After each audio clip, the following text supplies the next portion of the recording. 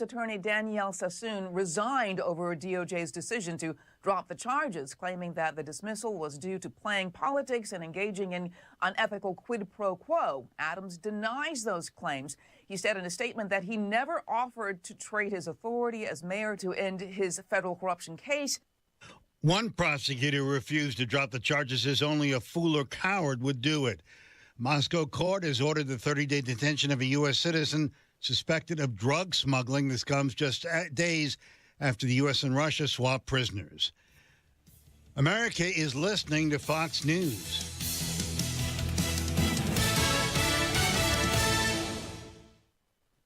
Stay on top of the latest forecast with America's Weather Team in the palm of your hands. Here's the latest from America's Weather Center. It's Fox weather updates throughout your busy day, every day. That heat's going to be out there for one more day. Temperatures being 30 degrees above average. Put the power of over 100 meteorologists and the worldwide resources of Fox in your hands with the Fox Weather Podcast. Precise, personal, powerful. Subscribe and listen now at foxnewspodcasts.com.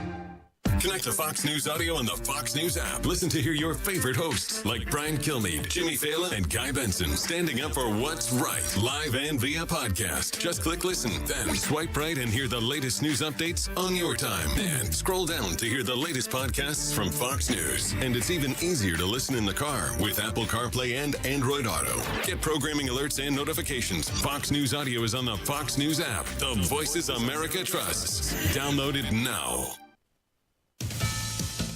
Hamas releases 93 WIBC Mobile News. On the level, on the go. They have unveiled the budget. I'm Sasha Nixon. Here's what's trending this hour. House Republicans have unveiled their nearly $47 billion budget, which comes in about $500 to $600 million above what Governor Mike Braun expected. The budget includes funding for K-12 education, school choice, public safety, and more, while eliminating some tax cuts. This would be, I think, a good place for the Senate to start. They'll improve it. We know that. And then we'll work with the governor's office, of course, to make it the best for Hoosiers. House Ways and Means Chairman Jeff Thompson. He says the budget provides great opportunities to do great things. And finding more medical professionals is the goal of a bill that was approved in the Indiana House this week. John Herrick reports. That bill was written by Republican Bo Baird of Greencastle. He says it's an important step to addressing two challenges in our healthcare system. First, rising costs, and second, the ongoing shortage of medical professionals, particularly in our rural and underserved communities. He says it will allow qualified international medical graduates to practice in underserved areas with a limited medical license, but they would still need a recognized medical degree and the proper credentials. The Senate reviews it next. John Herrick, 93 WIBC Mobile News. The average price for gas across the state is currently $2.99 per gallon, according to GasBuddy.com. That's below the national average of $3.14. On the level, on the go, and on WIBC.com. Now here's the forecast from the American Standard Heating Weather Center. Showers likely to start off tonight. A changeover to snow is expected in the early morning hours.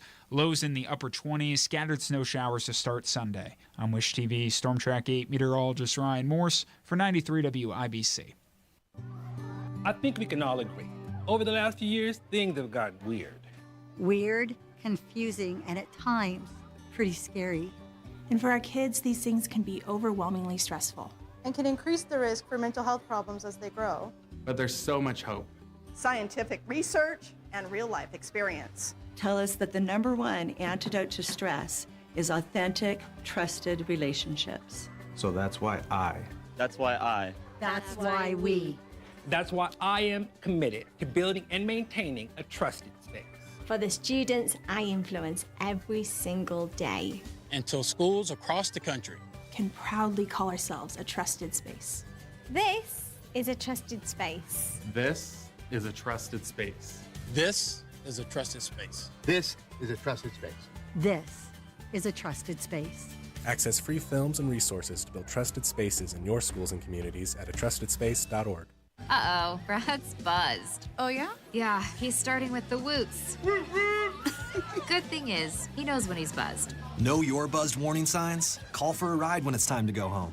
Buzz driving is drunk driving. A message from NHTSA and the Ad Council. A well-regulated militia being necessary to the security of a free state. The right of the people to keep and bear arms shall not be infringed. This is the Second Amendment, and this is the Gun Guy. Boom, boom, boom, boom.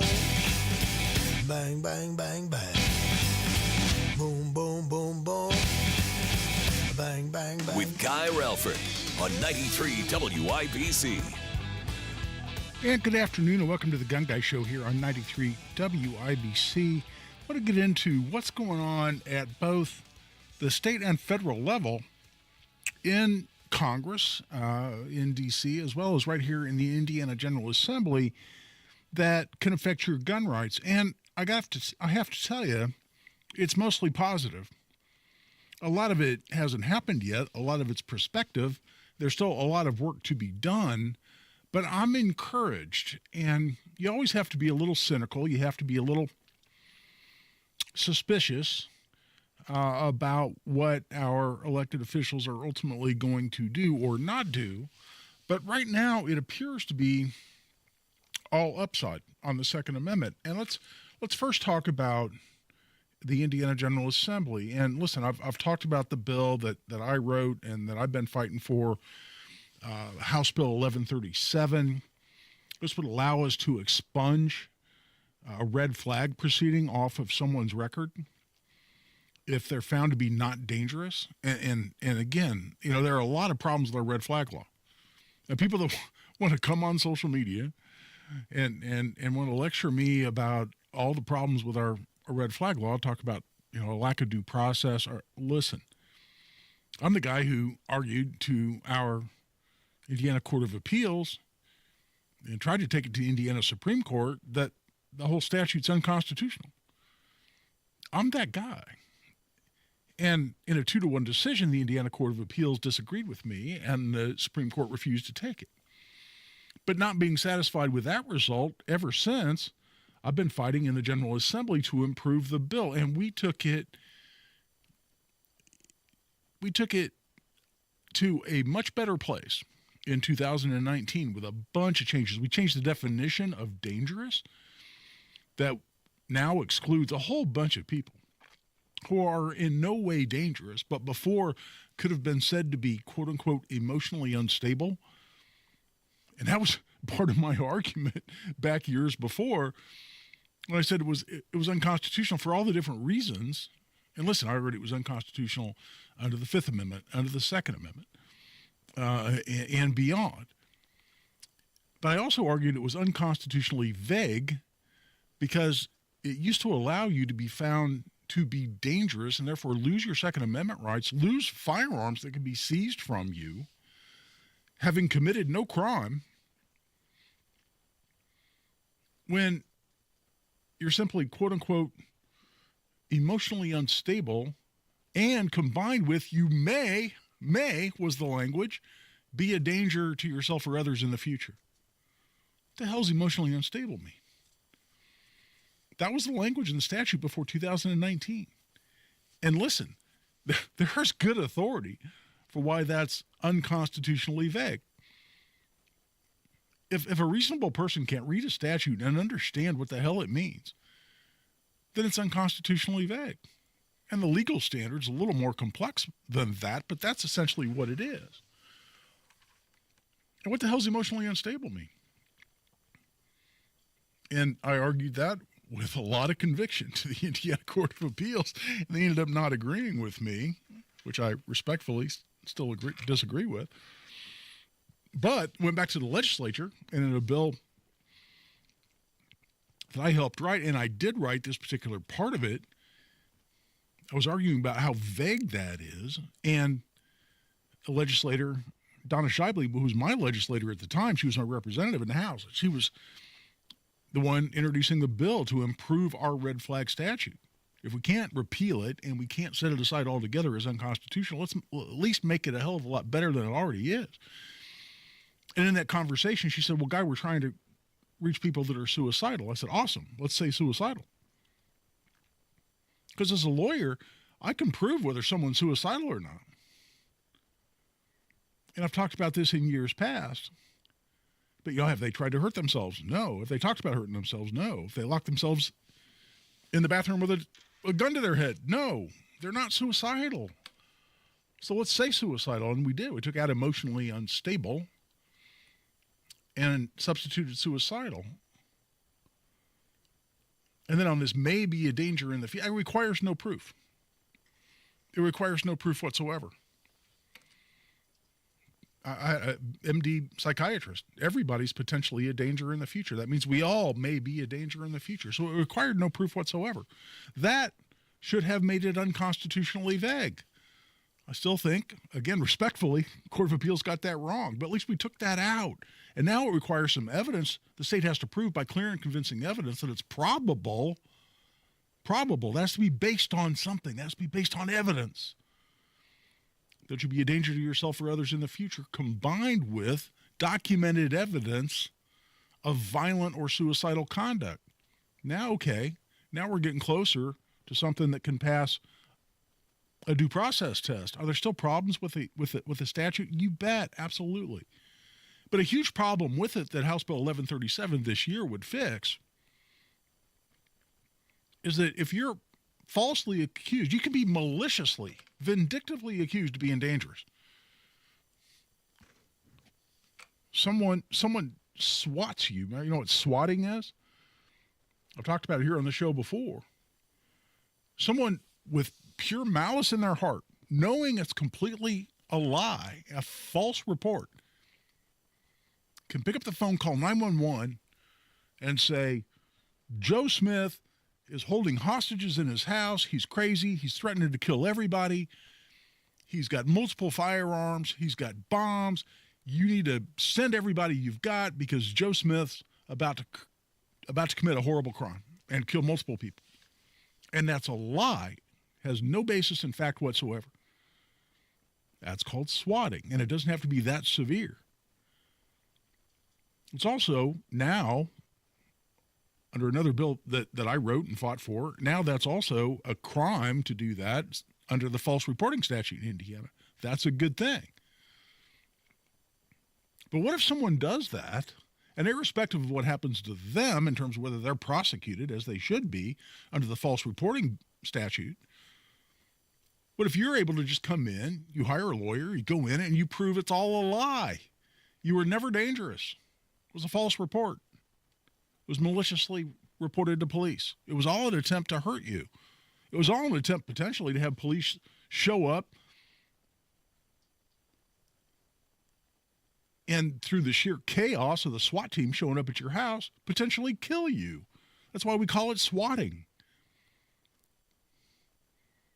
But you go in and prove it was all a lie. You know what you can't do today? Go back and have that taken off your record. Somebody doing a background search on you as part of a job application, just because they're nosy, they go get in the publicly accessible databases out on social media.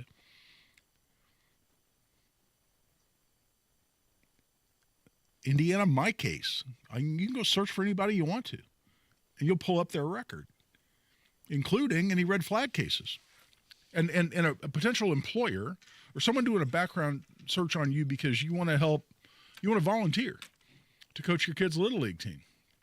Well, okay, but we're going to run a background search on you. They find, oh, look, Joe Smith was accused of being dangerous. The police showed up at their house, seized their firearms.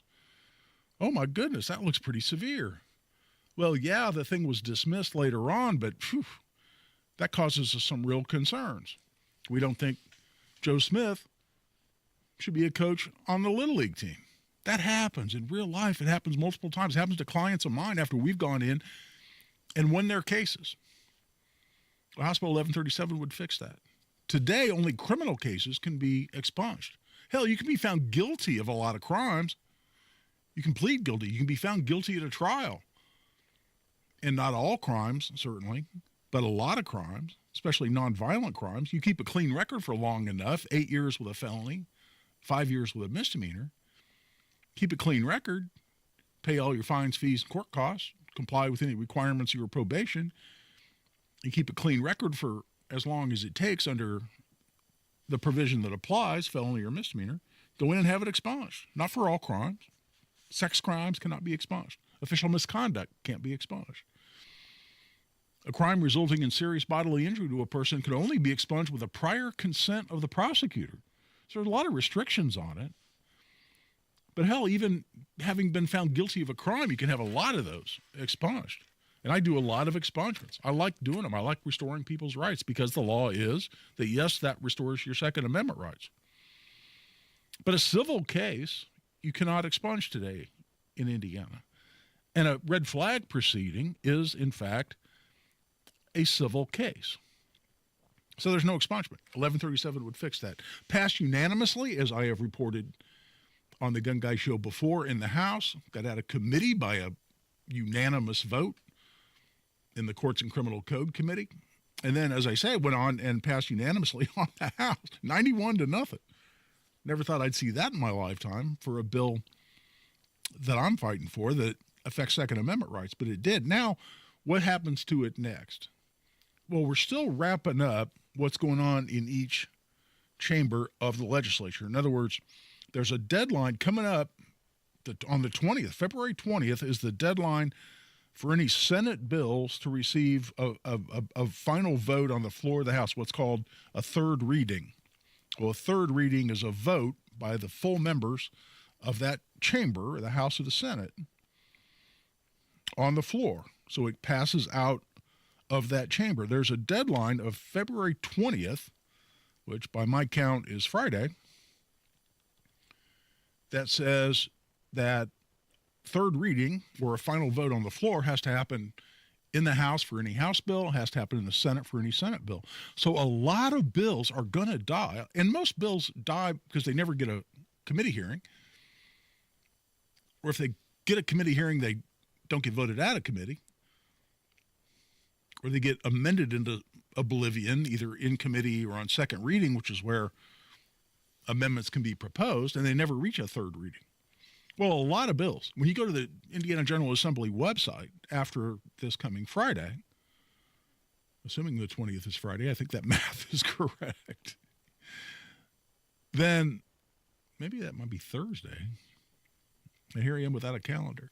But at any rate, you'll see if you go to the General Assembly website, you know, the font is one color, I believe blue, while a bill is still alive. It goes black once it's dead. A lot of bills are going to fade to black here after the 20th because they never got a third reading in their originating House. Then what happens? Well, then everything goes over to the other side. If it passed in its original chamber, gets assigned to a committee. You have to see whether it gets a committee hearing, go to the committee hearing, fight for the bill, make sure it gets voted out of committee, get through the amendment process, both within the committee and on second reading, gets a third reading, gets a final vote. If it has been amended, if it's not in exactly the same form that it was passed out of the other chamber, in this case, as it was passed in the House, well, then it's got to go to conference committee. And 2 members of the House, 2 members of the Senate go in and hash out which version or some compromise thereof ought to be supported by the conference committee. Then it has to be approved, voted on, back in both the House and the Senate. That's how the process works. So we're halfway there on 1137. A lot of bills are going to die. A lot of bills in this Indiana General Assembly need to die. Got to, make it illegal to have a homemade firearm. The ATF itself, the federal government, for generations has said you can make your own firearm at home for personal use only. Now you can't make your own firearm and sell it, but for personal use only, if you have the wherewithal, the engineering, the materials, you make your own firearm. That's been legal in America since there's been America. Well, there's an Indiana bill that would make that a crime, make it a felony, put you in prison. Because you do what the federal government says you can absolutely do. There are so-called safe storage bills that would penalize you simply because there's someone under 18 under your roof and who could be absolutely trained and authorized to handle your firearms, but you don't have them locked up. Oh, now it's a crime. And a whole lot of other anti-Second Amendment bills that have been proposed. I haven't seen any of those get a committee hearing. I haven't seen any of them show any possibility of getting out of the House or the Senate wherever they originally filed. A couple of pro-2-way bills that I've talked about here before, who have been assigned to committees do not appear to be getting a hearing in the House in particular. That's disappointing to me. I'll talk about at least one of those. Talk about also what's going on in Congress, including a bill I'm really excited about that has to have at least some possibility of being passed. It was filed in the Senate, in Congress, in D.C. Well, what is that? Where could that go? And how that works in combination with President Trump's executive order that he just issued a week ago, yesterday, I believe, that I talked about just at the end of the show last week. I just got going on this, and I want to revisit last week's show just a little bit, just to say thank you for the overwhelming support that we received over the guests that we had, including one caller. But we had a guest called in, Brian Bussard, gentleman who contacted me via email. He's a blind gentleman. And he wanted to talk about the fact that there was this publicity stunt where one guy who's blind went out and got his license to carry a handgun and then went around waving his hands in the air to the media going, oh, my God, look at Indiana's lax laws. Well, Brian Bussard called in and had, I thought, just a powerful perspective on that issue as a blind person, and said that this activist, a guy named Terry Sutherland, who pulled this publicity stunt, really, I think, just to attract attention to himself, if he were to be successful and have a law passed that would actually prevent blind people from exercising their Second Amendment rights, and the quote that really stuck with me, and I got a lot of response to me, I had a lot of messages, private messages on social media and emails of people calling me or contacting me saying, you know, what really stuck with me is when Mr. Bussard said that, you know what, the law that Terry Sutherland wants, this activist, this anti-Second Amendment activist, what he really wants would paint a target on every person with a white cane in public, to where criminals would look at them and say, well, they've been disarmed. They might be an easier target anyway because they're vision impaired. Now they're really an easy target because I know they can't legally carry a firearm. As a blind person, who the hell would want that? And that was exactly Brian Bussard's point. Wasn't my point, it was his point, and I thought that was incredibly powerful. The reaction to that on social media and otherwise, I talked to two state legislators, one former, one current, who both said, oh, I don't see a law like that going anywhere, despite the intent of the anti-2A activists, because of, really, I think, the powerful input from Mr. Bussard and another gentleman who called in who offered, as a veteran, a very similar perspective. So thank you for that. I'm way past the quarter hour. It's time to take a break. Let's take a break. We'll be right back. This is Guy Relford on The Gun Guy Show on 93 WIBC. Recent talk about rising interest rates and economic uncertainty may have you wondering if now is the right time to sell your home. Will I get the price I need? Will it take too long? The good news, you don't have to figure this out by yourself. There is a friendly, no-pressure, experienced agent who eats and sleeps Indianapolis real estate. Call Mark Dietl. Perhaps you're worried you won't sell your home for the price you need. Mark Dietl guarantees your home sold at a mutually agreed-upon price and deadline, or he will buy it. Listen to what Crystal and Franklin had to say about working with Mark Dietl. I was moving to Kentucky and needed to move fast. I got the Mark Dietl marketing plan and was blown away. The plan worked. I got a full list price offer in the first weekend. Just like that, Mark and his team got it done.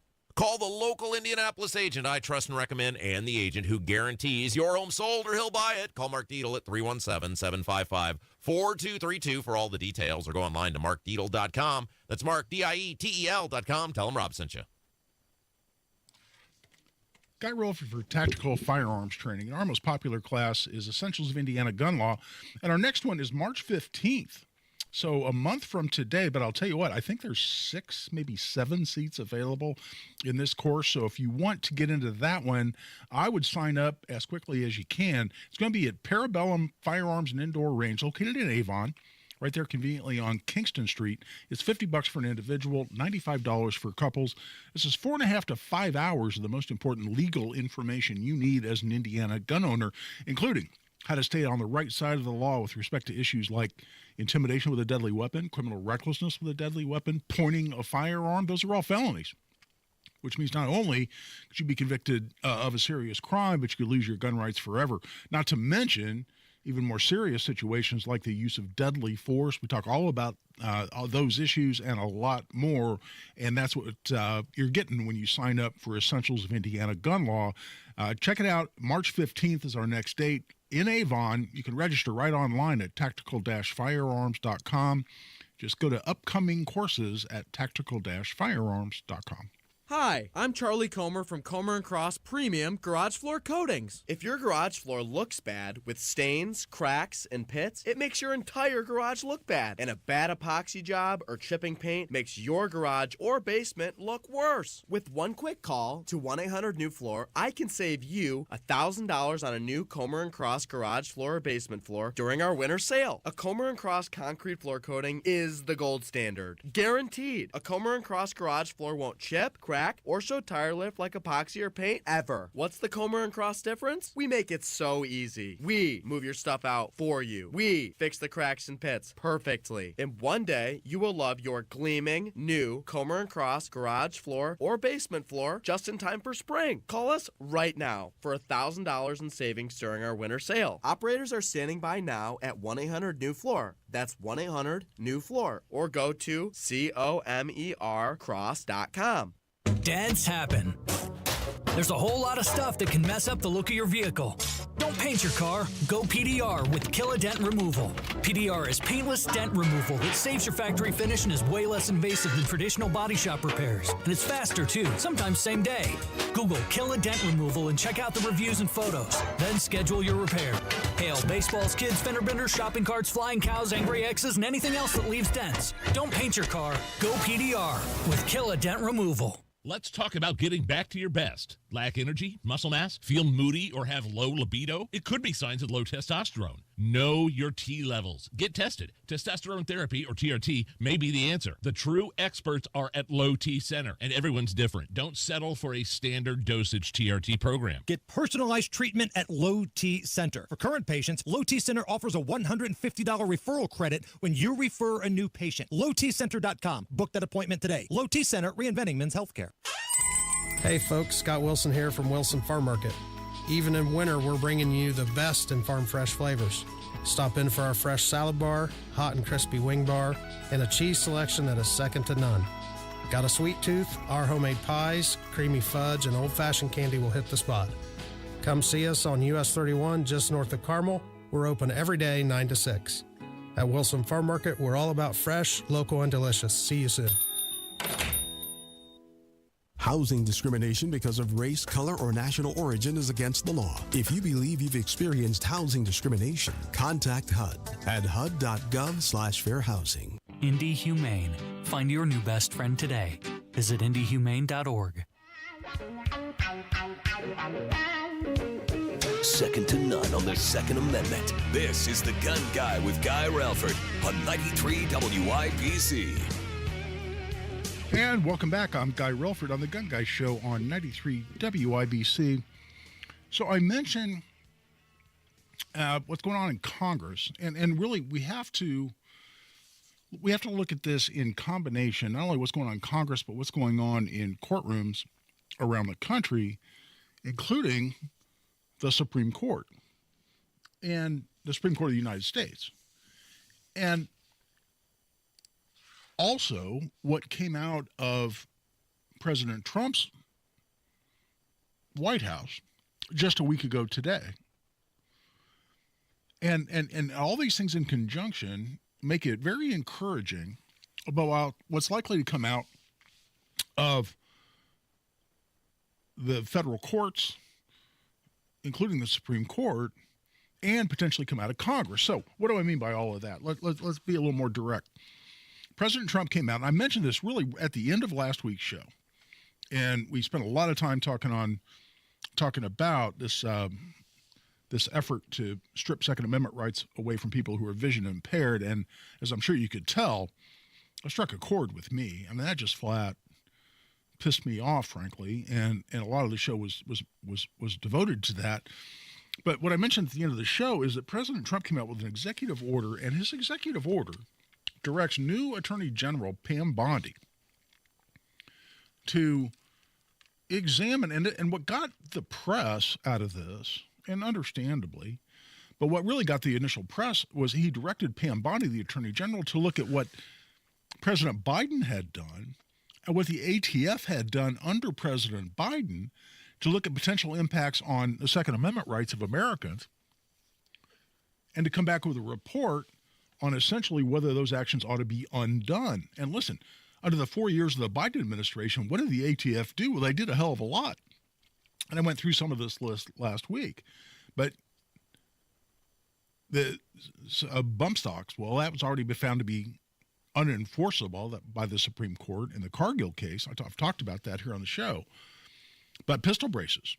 ATF came out and said, oh, yeah, well, even though he had a pistol brace, even though we said for 10 years, if you have a pistol brace on your AR, your AK, or similar pistol, that's totally okay and it's legal. Oh, no, we changed our mind after 10 years, and now it converts your pistol into a short-barreled rifle, and if you don't register that, pay your $200. Well, they offered an amnesty period on the tax for a brief period of time, which is well over. But if you don't register your short-barreled rifle, quote-unquote, under the National Firearms Act, then you're looking at 10 years in federal prison. So they've been telling these people that own these pistol braces or pistols with pistol braces attached to them, totally legal, totally okay, no problem. And then under Biden, oh, well, no, we changed our mind. Now you're a felon if you don't register this. Now, that ruling and that ATF rule itself has been set aside by the courts, notably the Northern District of Texas, who has declared it unenforceable and void. And in fact, the ATF has come out and said, no, we're not going to enforce this while this case winds its way through the court. And Trump's executive order now tells Pam Bondi as Attorney General, and the Attorney General runs the Justice Department. The ATF is part of the Justice Department. So head of the ATF, and we'll see who ultimately gets appointed or nominated and then hopefully confirmed as director of the ATF. I'm on pins and needles about that. That's huge. And there's some names floated around, but I haven't seen a nomination yet. But Pam Bondi gets to look at what the ATF has done, including this pistol brace situation, and decide whether she's going to direct the ATF to simply repeal that order, repeal that final rule as they published it, to rescind it altogether. The courts have said you can't enforce it for now, but there's pending litigation. And that's the next step that President Trump instructed the Attorney General, Pam Bondi, to also weigh in on and examine. What's that? It's the positions taken by the federal government in pending litigation that also impacts the Second Amendment. So we'll talk more about what ATF actions, Justice Department actions, have done under Biden that Bondi's now being directed to examine and to determine whether or not she should recommend the rescission of those. But also positions taken in litigation that's pending right now, positions taken by the Justice Department, that is the United States of America, on pending litigation. What kind of issues are those? I just touched on this barely at the end of the show last week. I want to get into a lot more detail. And as we always do, we want to take your calls. Give us a call. Join the discussion. We'll talk about what's going on federally, what's going on in the Indiana General Assembly. Give us a call. Join the discussion. 317-239-9393. 317-239-9393. This is Guy Relford on the Gun Guy Show on 93 WIBC. It's tax time, and tax time is your time to buy a new Nissan and get double your tax refund or down payment only at Andy Moore Nissan of Indianapolis. For a limited time, when you buy any new Nissan, Andy Moore Nissan will double your tax refund or down payment up to $5,000. That means your $1,000 becomes $2,000. Your $2,000 becomes $4,000. Your $4,000 becomes $8,000. This month only, Andy Moore Nissan will double your down payment up to $10,000. Worried about your credit? Don't sweat it. Good credit, bad credit, even no credit. Our credit experts will get you approved with the best terms, with as little as $0 down on any new Nissan in stock. Andy Moore Nissan is making deals other dealers won't and approving deals other dealers can't. Andy Moore Nissan, 4302 Lafayette Road, Indianapolis, Indiana.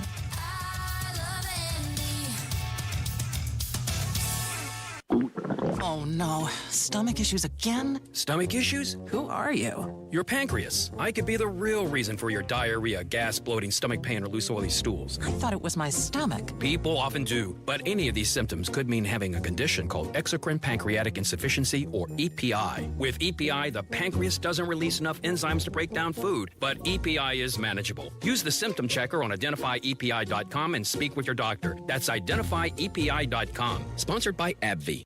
Hey, John, why so glum? I just got let go. The company's downsizing. This is the third time in the last 2 years. I'm done with this. Have you thought about My Computer Career? I've heard they can train you for a career in IT in just a few months, including cybersecurity and the basics of AI. And you don't need prior training or experience. Now that's a recession-resistant career. Wow, thanks. I'll check them out. Go to mycomputercareer.edu and take the free career evaluation. mycomputercareer.edu. Financial aid is available for qualified students, including the GI Bill.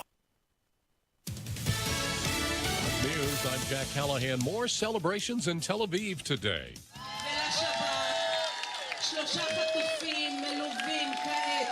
For the latest hostage release by Hamas, 3 IDF soldiers were freed early this morning. Israel, in response, releasing more than 360 prisoners, some of whom were serving life sentences. Gunfire at a Walmart in Sumter, North Carolina, has taken the life of a 24-year-old man. It's just another example of young people with firearms and violent activity. Not only is it happening in Sumter, it's happening nationwide. Police Chief Russell Rourke says the victim and the 19-year-old suspected gunman were acquainted.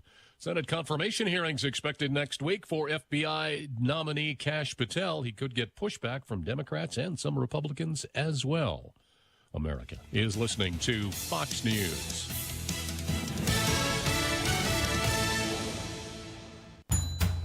There she is, founder and CEO. High five. Dave can't stop celebrating with every business owner in town. All right, Baker Man. High five. He's sharing the excitement of big savings with the Comcast Business 5-year price lock guarantee. Ooh, up top, bike shop. Yeah. It's 5 years of gig speed internet. Quick, high five. 5 years of advanced security. 5 years. And 5 years of a great rate that won't change. Yeah, law partners. Chamberlain, Messelthorpe, Dubois. All from the company with 99.9% network reliability. Switch today and get the 5-year price lock guarantee. 5 years. It's back, but only for a limited time. Woo! Powering 5 years of savings, powering possibilities. Comcast Business. Can't forget you, voiceover guy. Ah, thanks, Dave. High five. Ends 3/9/25. Guaranteed rate applies to monthly service charge for new customers on qualifying internet bundle, excluding taxes and fees. Other restrictions apply. The deals and specials are sizzling hot.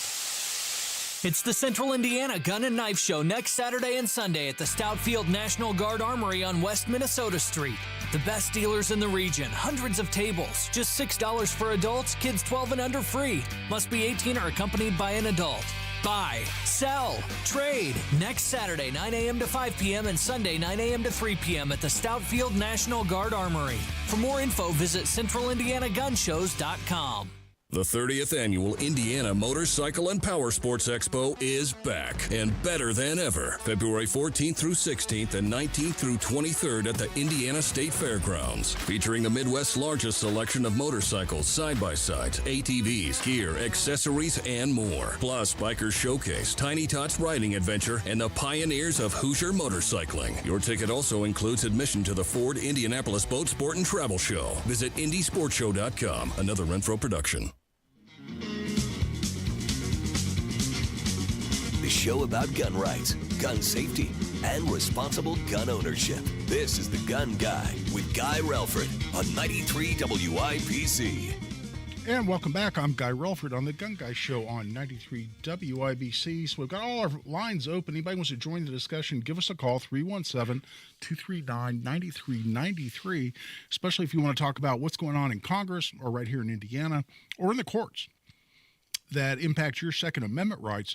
But let's talk again about the two parts of Trump's executive order. And I just had time to touch on this, and I really planned on getting into it in a lot more detail last week, so I'm glad I have the opportunity this week. But he said, okay, Pam Bondi, I want you to look at the positions taken by the Biden White House and by the ATF under Biden and determine what the position that the United States government should be, including ATF's position, and whether we ought to rescind some of the things done by ATF. And it's a long list. I just got going on that. You know, bump stocks got thrown out by the courts, by the Supreme Court in the Cargill case.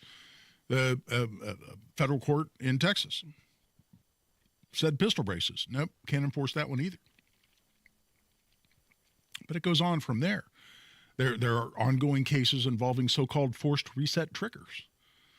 What's that? Well, it's a trigger that has to be manipulated individually through a separate function of the trigger for each shot that comes out of the barrel, but the forced reset function of that trigger allows you to do that very quickly. Under the Cargill Supreme Court case, it should be very clear that that doesn't make that firearm an automatic firearm, and that banning those or trying to prosecute people that possess them. In fact, I may have just been in my favorite gun shop in Carmel and looking at those to put in a SBR I just built here recently myself. And there's a new forced reset trigger out that's very intriguing. It looks to be very high quality, and I was just perusing that option to put in one of my SBRs yesterday. But there's ongoing litigation about that. And the primary manufacturer, I think the primary developer of forced reset triggers is involved in litigation with the ATF right now. Well, Pam Bondi's supposed to review that. But look at all the other litigation that's pending and all the other actions of the Biden White House. So-called ghost guns. What we had? We saw a new regulation on that. Well, that goes to the same issue of building your own gun at home, which has been legal for a generation. I had people on the YouTube chat feature mention a case in New York where a guy was simply a gunsmith that he took up, not professionally. He wasn't doing work for anybody else.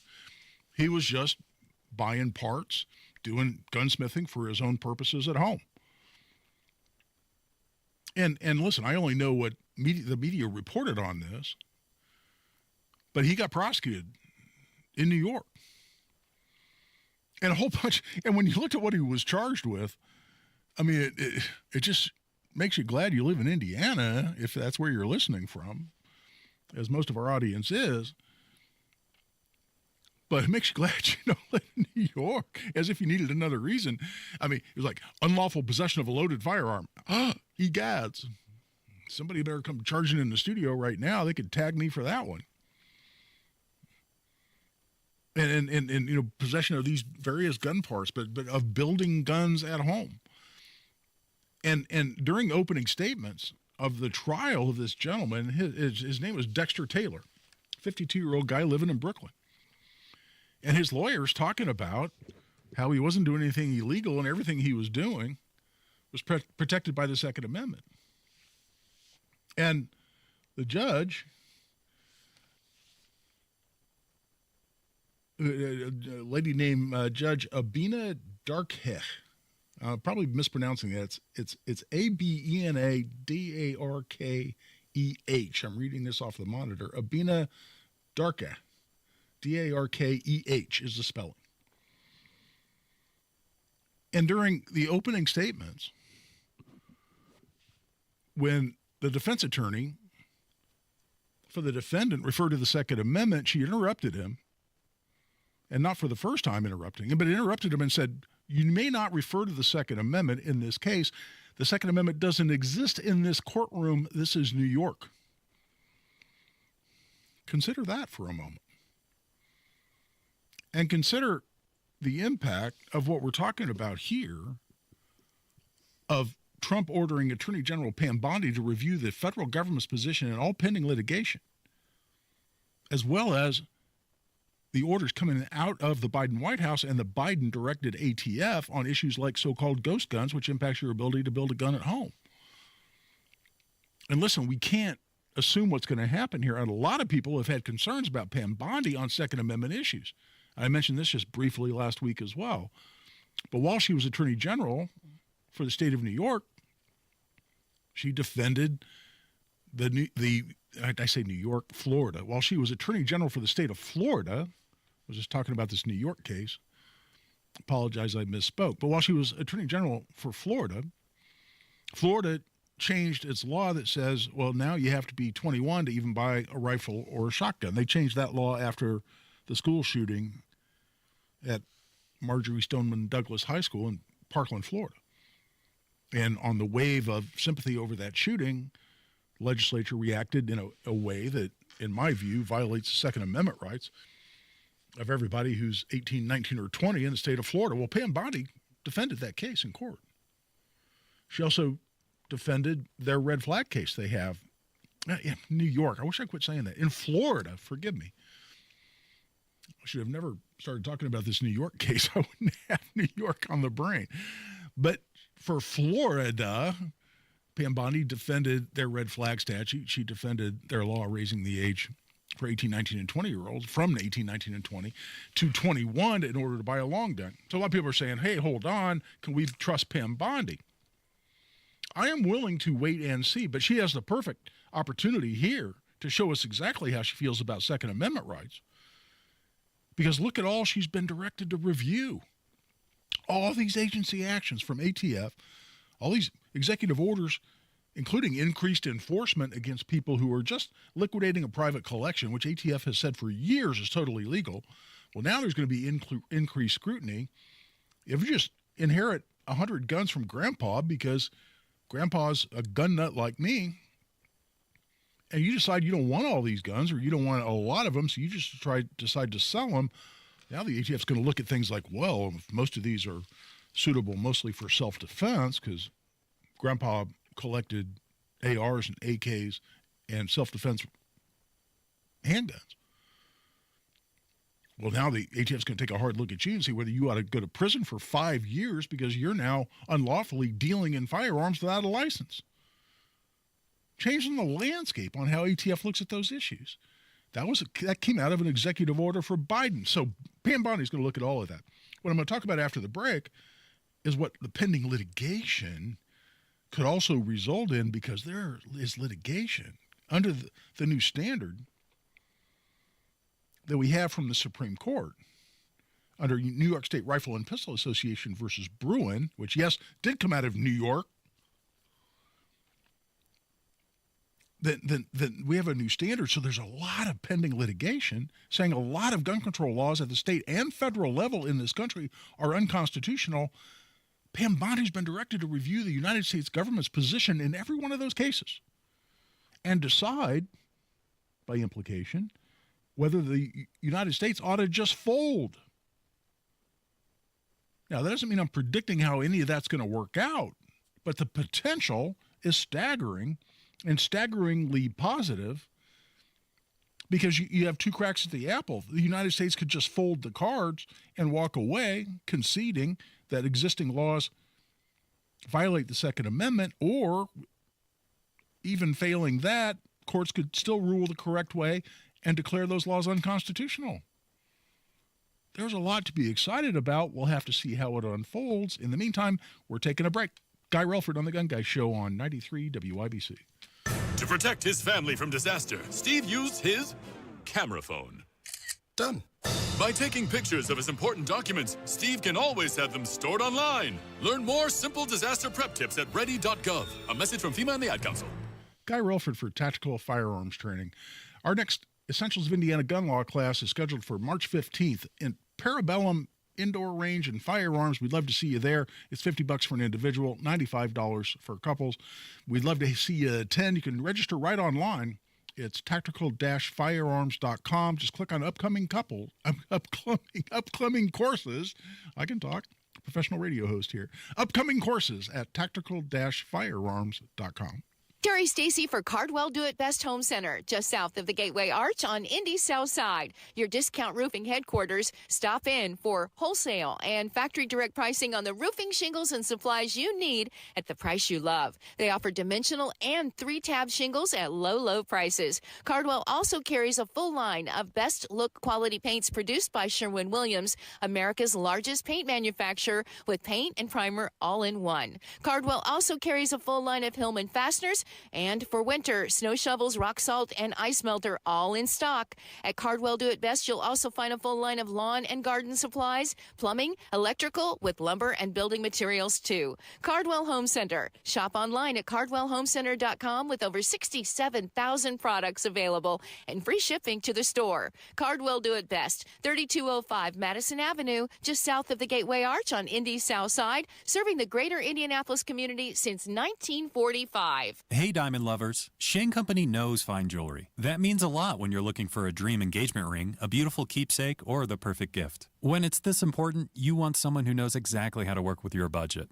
Not against it. Someone who knows you deserve a piece more beautiful than you've ever imagined. Through 4 generations as a family business, we've always sourced our diamonds and gemstones directly, cut out the middleman, and passed the savings on to you. Come see us in store and compare our wide selection of diamonds, rubies, and a rainbow of sapphires in different shapes and sizes. So many in stock and ready to take home today. Create your dream engagement ring in 3 easy steps. Or pick a perfectly preset ring that's created by our in-house design team. Browse our selection of fine jewelry gifts for everyone in your life, from diamond and gemstone studs to must-have tennis bracelets and beautiful birthstone necklaces. With our everyday competitive prices and unmatched free lifetime warranty, Shane Company is your go-to destination for fine jewelry. Visit shaneco.com and come in to see for yourself. Shane Company, your friend and jeweler.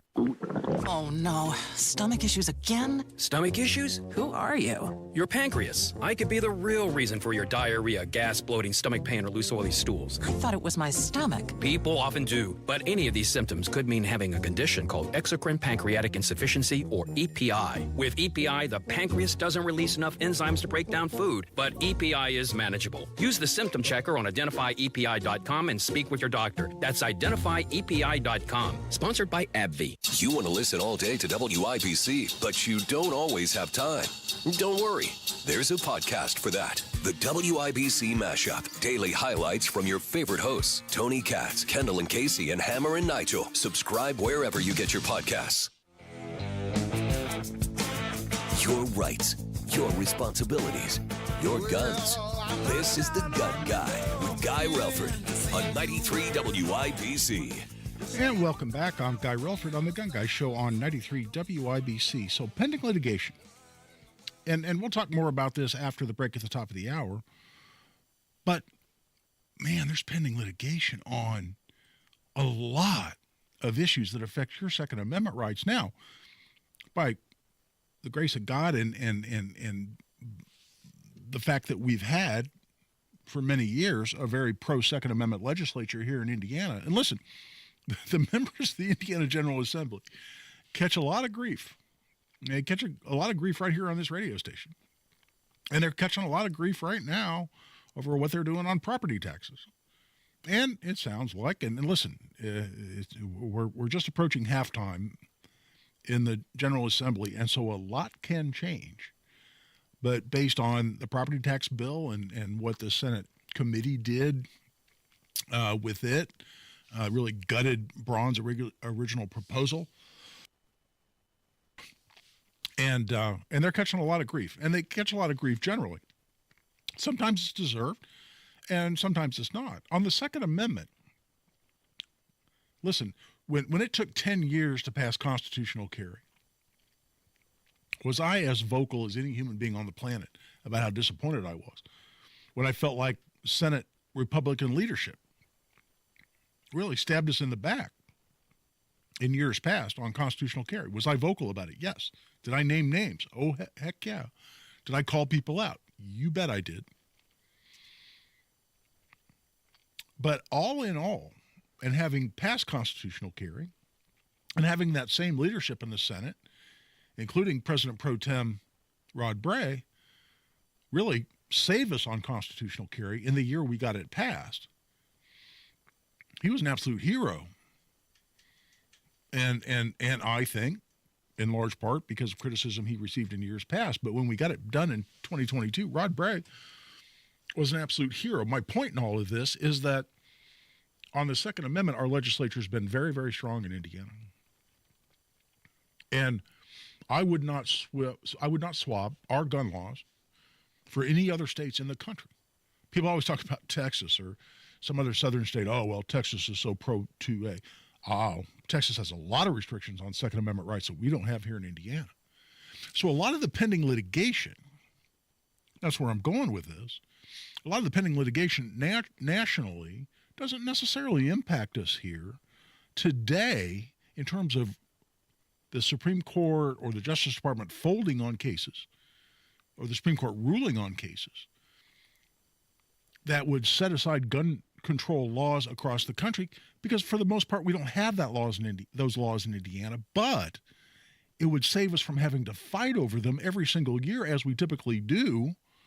And I'll get into specifics on what we're talking about and exactly where this could go going forward when we come back. Right now we're taking a break at the top of the hour. It's Guy Relford on WIBC.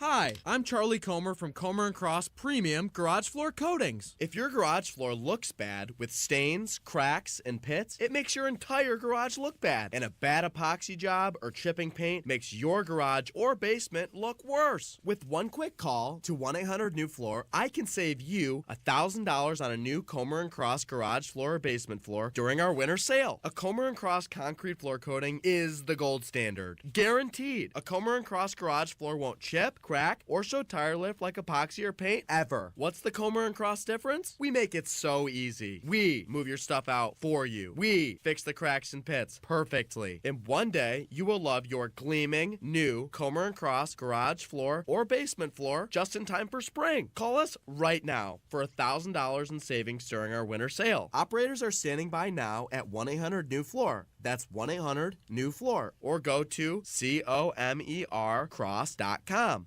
If you need to sell your home, if you need to buy a new home, if you need to do both, the only local real estate expert I would trust is Mark Dietl. Here's what Greg in Franklin had to say. My tenant moved out of my investment property and I was ready to sell. I heard about Mark on the radio and everything they say is true. In 15 days on the market, I had a cash offer I wanted on the property. Selling with Mark Dietl was fast, easy, and profitable. Mark Dietl is the best in the business because of the guarantee. Mark Dietl guarantees your home sold at a mutually agreed upon price and deadline, or he will buy it. That is what separates Mark Dietl from the competition. You pick the move date, no long-term contracts, and you can cancel at any time. Call Mark Dietl today. At least start a conversation. 317-755-4232 or go to markdietl.com. That's Mark, D-I-E-T-E-L, markdietl.com. Blood, sweat, tears. At Bill Estes, we know it takes hard work and years of doing the right thing to build a business people can depend on. That's why we don't make empty promises and expect your trust. Estes earns it. From Ford F-150s and Toyota Tacomas to Ram 1500s and Chevy Silverados, we have the trucks you'll love at prices you can believe in. But don't just take our word for it. Your trust means something. Estes earns it. BillEstes.com. Let's talk about getting back to your best. Lack energy, muscle mass, feel moody, or have low libido? It could be signs of low testosterone. Know your T levels. Get tested. Testosterone therapy, or TRT, may be the answer. The true experts are at Low T Center, and everyone's different. Don't settle for a standard dosage TRT program. Get personalized treatment at Low T Center. For current patients, Low T Center offers a $150 referral credit when you refer a new patient. LowTCenter.com. Book that appointment today. Low T Center, reinventing men's healthcare. Broadcasting from the Technology Recycler Studios, this is Indy's Mobile News, 93 WIBC. WIBC HD1 Indianapolis. The news starts now. Another Hamas hostage release. I'm Jack Callahan, Fox News. 3 more hostages taken during the October 2023 terror raids in Israel, freed by Hamas this morning, as Fox's Greg Palcott reports from Tel Aviv. Included in the group, 36-year-old American-Israeli Sagu Dekel-Chen, 27-year-old Russian-Israeli Alexander Sasha Trufanov, and 46-year-old Argentine-born Yahir Horn. They were transferred from Gaza to a military base to area hospitals. All the freed hostages appeared, at least, to be in better shape than the group released last week. This, as the freed captives got mixed news. Yahir Horn was greeted by his mother and a brother, but another brother still being held by Hamas. Sasha Trufanov learned that his father was killed on October 7th. But Dekel-Chen had great news about a newborn baby. Israel released 369 Palestinian criminals from jail in exchange. Elon Musk and his Department of Government Efficiency may have to wait to get access to Treasury Department records. As Fox's Brian Yennis reports, a federal judge has extended a ban. Lawyers representing 19 state attorneys general argued politically appointed DOJ employees are not authorized to access Americans' financial data, saying it violates Americans' privacy and leaves them susceptible to hackers. Now, direct access to this payment system allows Musk and DOJ to quickly stop or redirect federal funds and conduct independent audits. According to a Government Accountability Office report, the U.S. government loses an estimated at most $521 billion a year to fraud. Opponents say the judicial branch is overstepping its authority. A well-placed source tells Fox News National Security Advisor Mike Waltz, Special Envoy Steve Witkoff, and Secretary of State Rubio will meet senior Russian officials in Saudi Arabia soon to begin Ukraine peace negotiations. America's listening to Fox News. It is time to take the quiz. 5 days a week, it's 5 questions in less than 5 minutes. We ask people on the streets of New York City to play along. Let's see how you do. What are the 2 active volcanoes on mainland Europe called? Is Vesuvio one of them? Vesuvius and Etna.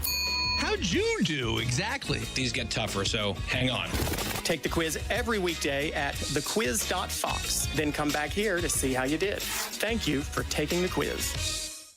As President Donald Trump begins his second term. Promises made, promises kept. We're going to keep our promises. Stick with the Fox News Rundown as history is made during his first 100 days. Whether it impacts your family, your wallet, or the world, our team of journalists will give you the sharp analysis and perspective you expect from Fox News. The Fox News Rundown, the first 100 days. Listen and follow now at foxnewsrundown.com or wherever you get your favorite podcasts. 93 WIBC Mobile News. On the level, on the go. Where the funding goes. I'm Sasha Nixon. Here's what's trending this hour. House Republicans have unveiled their nearly $47 billion budget. But while some worry that it will not provide enough funding for K-12 education, others say you can manage like the governor plans to manage by looking at how do we spend our money the most efficiently. And some schools, if they attract more students, will get a lot more money. I mean, that's a good thing. House Ways and Means Chairman Jeff Thompson believes the budget provides great opportunities to do great things. Indy Metro Police say officers found 2 cars in a pond near 62nd and Kaufman Road Saturday morning. They believe 2 drivers may have gotten into some kind of rolling disturbance, which led to a crash and both cars ending up in the pond. 1 car was completely submerged, but both drivers got out of their vehicles with minor injuries. And state police tweeted Saturday that the Indianapolis district has already responded to multiple crashes and slide-offs. In order to prevent your car from being added to that list, you are asked to use your windshield wipers and headlights and allow plenty of space between your car and others on the road. But for the 70th year, you can see the Indianapolis Boat, Sport, and Travel Show at the Indiana State Fairgrounds. Kevin Renfro with Renfro Productions and Management lays out some of what you can expect. And of course, we have the dock diving dogs. Kids Day has been such a long tradition of the show. That's the second Saturday where we're giving away 500 rod and reels to the first 500 kids through the door. It runs through Sunday, then it picks back up again February 19th through the 23rd. On the level, on the go, and on WIBC.com. Now here's the forecast from the American Standard Heating Weather Center. Showers likely to start off tonight. A changeover to snow is expected in the early morning hours. Lows in the upper 20s. Scattered snow showers to start Sunday. I'm Wish TV Storm Track 8 meteorologist Ryan Morse for 93 WIBC. My name is Ariel. When I arrived in the U.S. at 19, I struggled to find job opportunities without my high school diploma. My entire life changed when I took a chance and got my high school diploma at age 22. Everything I have, my education, my career, my marriage, I owe to the Adult Literacy Center and my teachers. They were with me every step of the way, helping with my English and math, making sure I pushed through all the challenges. Ariel, your success proves that what I'm doing as a teacher has real meaning. It was an honor helping you achieve your greatness. Now you're helping others achieve theirs. It inspires me. Education was the key that unlocked all my opportunities. When you graduate, they graduate. Find free and supportive adult education centers near you at finishyourdiploma.org. Brought to you by Dollar General Literacy Foundation and the Ad Council. If you can plan barbecues and weddings, you can plan to protect yourself from a natural disaster. Sign up for local alerts, prepare an emergency kit, and make a family communications plan. Get started at ready.gov/plan. Brought to you by FEMA and the Ad Council. A well-regulated militia being necessary to the security of a free state. The right of the people to keep and bear arms shall not be infringed. This is the Second Amendment. And this is the Gun Guy. Boom, boom, boom, boom. Bang, bang, bang, bang. Boom, boom, boom, boom. Bang, bang, bang. With Guy Relford on 93 WIBC. And welcome back for hour number 2 of the Gun Guy Show here on 93 WIBC. So before the break, I'm talking about Trump's executive order that directs Attorney General Pam Bondi to review. And this could actually be substantially bigger, dramatically bigger, than what I also mentioned, which is Trump directing Pam Bondi to review what the ATF did or what Biden did in his executive order, or you combine those two things, what Biden directed the ATF to do during the 4 years of the Biden administration. That's big. But what could be infinitely bigger is the fact that Attorney General Pam Bondi's also been instructed by Trump to review the government's position in pending litigation that impacts Second Amendment rights. And this is well-timed because I just saw it yesterday that Maryland's so-called assault weapon ban has been scheduled by the Supreme Court of the United States for a conference next Friday, the 21st. What does that mean? Well, when a case is submitted to the United States Supreme Court, a lot of us use the acronym SCOTUS for Supreme Court of the United States. When a case is submitted to SCOTUS through what's called a writ of certiorari, or just cert for short, that's essentially a petition asking the Supreme Court to take the case. For the vast majority of cases, the Supreme Court doesn't have to take them. They get to consider whether they take them and decide. And this has really always been interesting to me. And I'm admitted to practice before the Supreme Court of the United States. And I have appeared there. It's been a lot of years. But it's always been fascinating to me that there is something called the Rule of Four, and this is not in a statute. It's not in the Constitution. It's literally just tradition within the Supreme Court itself. But the Rule of Four is that if at least 4 of the justices out of the 9, so it doesn't even take a majority, if 4 justices want to take the case, then they take the case. And I think that's fascinating. Again, I think the reason it's fascinating is because it doesn't appear in the law anywhere. So when I say that, in this case, if you want to look it up, it's Snope versus Brown, S-N-O-P-E, Snope versus Brown, that has to do with the Maryland assault weapon ban. That's been scheduled for a conference, meaning the justices are going to sit around a great big old table with their law clerks, and they're going to talk about whether they want to take this case or not. Does that mean they're going to take it? No, because any case that's submitted, or at least the vast majority of cases that are submitted on a petition for cert, they get scheduled for a conference. And a small minority of those cases get accepted. And there have been other assault weapon cases that have been multiple assault weapon cases that have been turned away by the SCOTUS. Do I think they'll take this one? I don't know. I'm not predicting that they will. I'd say it's less than 50-50. But combine the fact that SCOTUS could potentially take this case with the fact that Pam Bondi's now, and the people that work for her, are under an order from the president to review the government's position on cases exactly like this, to determine whether they think that government's position actually infringes the Second Amendment, which is exactly the argument from the petitioners. In other words, Bondi's been instructed to say on behalf of the United States government, are we on the right side here or the wrong side with respect to the constitutional rights under the Second Amendment of American citizens? And it is not a totally unlikely outcome that if the Supreme Court takes this case, the Justice Department will file a brief or some other pleading to say, you know what, we think the petitioners are right and we're wrong, and we think the court should rule that an assault weapon ban, quote unquote, is unconstitutional. Now, am I predicting that? No, a whole lot of things need to fall in place. Do I think an assault weapon ban, quote unquote, is unconstitutional? I absolutely know for a fact, under the analysis of New York State Rifle and Pistol Association versus Bruin, that any competent court looking at that issue would determine that, yes, an assault weapon ban is unconstitutional. And listen, a lot of people, whenever we talk about so-called assault weapon bans, and, a couple of things happen.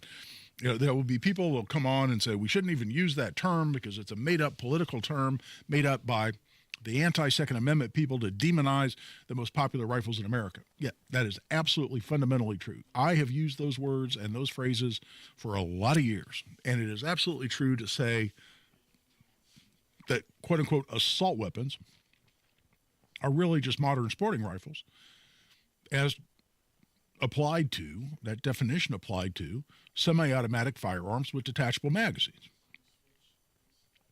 But the term assault weapon has become so much a part of the American vernacular, so much part of the vocabulary, that one, I think the demonization factor is going away, and secondly, you really can't get away from some of that vocabulary because that's what the laws tend to be called, maybe not officially, but that's what they tend to be called, and that's how the news coverage tends to use the term, and we really can't get away from it. So spare me the lecture, if you don't mind, that we shouldn't use the term, because I get it. Yes, it's a political term, and I understand all of that. But the other thing people will say is, and they're not wrong, but they'll say, the left can't even define what an assault weapon is, and here it is, they want to ban them. Well, yes and no. And listen, there are a lot of famous examples, and social media, the internet generally, YouTube, are all replete with examples of where some politician who's railing about assault weapon this and assault weapon that gets asked the question, like, for instance, by a member of a committee that they're appearing in front of in Congress or otherwise. And somebody will say, well, can you define assault weapon? And they blather and stumble and, as I say, fumble, fart, and fall down and do everything other than come up with some cogent definition. And so they're unable, sitting there at the time, to define what it means. David Chipman, who was the complete idiot, he was a longtime ATF guy, but he was Biden's first choice to head up the ATF. And he was going through confirmation hearings. And he was asked to define an assault weapon. Somebody asked him, well, what should your prerogatives be? What your priorities be as director of ATF? And some of the liberal Democrats were saying, well, isn't it true you want to ban assault weapons? And he said, yes, we absolutely should ban assault weapons. Assault weapons have no place on the streets of America. They're weapons of war and all the BS that we always hear. And then one of the Republicans said, okay, well, we understand your position. What's an assault weapon? And the guy, same thing, could not define it. So you're right when you say, well, the left can't even define an assault weapon and they want to ban them. But don't get too comfortable with that position. When you rightfully say a lot of people that want to ban them can't even define them, because when they file the bills or when they pass the laws like they did in Maryland, they define them just fine. And they define them, and a lot of times these bills are really long, and there are a lot of words in them, a lot of descriptions, and a lot of specific examples. Because what they say is things like it's a semi-automatic firearm that accepts a detachable magazine that holds more than 10 rounds and has at least one or more than one, depends on the law, depends on the bill and what jurisdiction we're talking about, but at least some of the following accessories, or at least one of the following characteristics is typically how it's defined: a pistol grip, a flash hider, a folding or collapsible stock, a barrel guard, any number of other similar factors. There's characteristics. And so they'll define it, semi-automatic firearm that accepts a detachable magazine that has at least some of these other characteristics. And then they say, and the following firearms. And they'll have page after page after page of by make, model, and very specifically, the firearms they're talking about. And then they'll conclude that by saying, or anything similar. So, so listen, I mean, can we laugh about their definitions? I mean, a barrel shroud or barrel guard, barrel shroud's probably a more popular term. Does that make it more deadly? No, it prevents you, at least sometimes, from burning yourself on a hot barrel. Does that make it more deadly, more lethal? I mean, oh my God, we need to ban that. It's got a barrel shroud. I mean, how silly. A flash hider. A pistol grip. A folding or collapsible stock. I mean, they're superficial characteristics. They don't make the gun any deadlier. It's just their way of taking aim, no pun intended, at the most popular rifles in America. What are they talking about? Obviously, they're talking about AR-15, AK-47, and similar firearms, most commonly owned rifles in America. But they're able to define them just fine when they have somebody sit down and write out a bill that's 30 pages long that includes specific examples by make and model of what they want to ban. Is that ban unconstitutional? That's the point we need to get to. And guess what? Guess who wrote a dissenting opinion when he was on the D.C. Circuit? That's Associate Justice Brett Kavanaugh. Wrote an opinion that said, hell yes, an assault weapon ban is unconstitutional. And that was even before the Bruen decision that says the test, well, two different things. The Heller decision from 2011, and that was the basis for Kavanaugh's decision in his dissenting opinion before he went to the Supreme Court. It says those firearms commonly used for lawful purposes in the United States are protected by the Second Amendment. And Kavanaugh's opinion said, well, you're talking about the most common rifles in America. Of course, they're protected by the Second Amendment, and a ban is therefore unconstitutional.